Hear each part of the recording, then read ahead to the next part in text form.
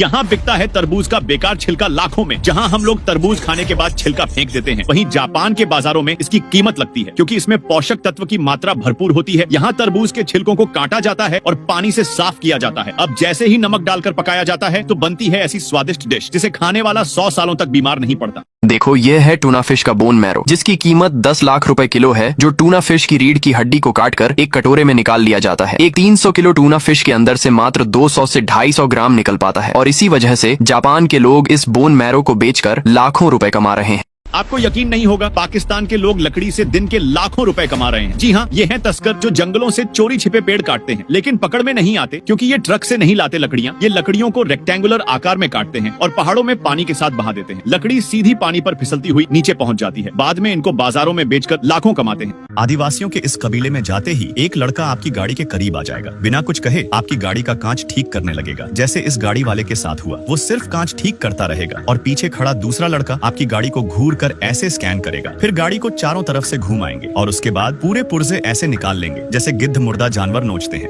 रात होते ही इस घर की छत से किसी लड़की की रोने की आवाजें सुनाई देने लगती है। तो ये घटना है कानपुर की, जहाँ पर रोजाना इस आदमी को अपने घर की छत के ऊपर से खतरनाक आवाजें सुनाई देती है। इसलिए एक दिन सभी लोग मिलकर इस घर को तोड़ने का फैसला करते हैं। लेकिन छत के ऊपर से जो निकला उसे देखकर आपके रोंगटे खड़े हो जाएंगे। लेकिन उससे पहले, आप लोग तो ऐसी नाचने गाने वाली लड़कियों को तो लाखों में लाइक और फॉलो करते हो, लेकिन अपने प्यारे राम जी के लिए लाइक और फॉलो करने में शर्म आती है। तो आज देख ही लेता हूँ कौन कौन अपने प्यारे राम जी के लिए लाइक और फॉलो करता है। और जाते जाते कमेंट में लाल दिल जरूर भेज कर जाना। आप सबको राम जी की कसम है। तो इस छत के ऊपर एक लड़की का कंकाल मिलता है। ये जो चीज पाइप से निकल रही है वो कुछ और नहीं बल्कि कंक्रीट है, और जब ये पाइप में जम जाती है तो इसे निकालना बहुत ही मुश्किल काम होता है। पर कई जगहों पर इसे निकालने के लिए इस तरह के स्पंज बॉल का यूज किया जाता है। बॉल को पाइप में डालकर कंप्रेस्ड एयर का प्रेशर दिया जाता है। ऐसा करने से सारा मटेरियल स्पंज बॉल के अंदर लिपटकर दूसरी तरफ से बाहर निकल आता है।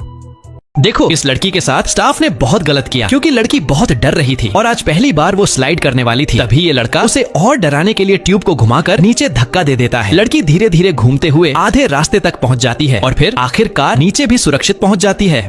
इस काम में ये आदमी इस शीशे को एक छोटे से हथौड़े की मदद से तोड़ता है, लेकिन ये बात याद रखना कि गलती से भी शीशा को जिस शेप में काटना है उसे खराब मत होने देना। जैसे ये बंदा इस शीशे को गोल शेप में काट रहा है, इसलिए ये साइड के जितने भी हिस्से थे सभी को अलग कर देता है। इन शीशों को इतने ध्यान से इसलिए बनाया जाता है ताकि इन्हें बड़े बड़े रेस्टोरेंट में लगा सके, जो खूबसूरती बढ़ाती है। देखो, ये लड़का अचानक से लोगों के सामने स्प्रे मार देते हैं ताकि वो रुक जाए, लेकिन आप कभी इस जाल में फंस मत जाना क्योंकि वो सबसे पहले एक जूते को टेबल के ऊपर रखते हैं और फिर स्प्रे मारकर उसे अच्छी तरह से साफ करने लगते हैं। कुछ देर तक लगातार साफ करने के बाद जूते के अंदर की गंदगी बाहर निकलने लगती है और आखिर में बिल्कुल नया हो जाता है। लेकिन वो दूसरा जूता को फ्री में साफ नहीं करते ताकि उन्हें स्प्रे खरीदना पड़े।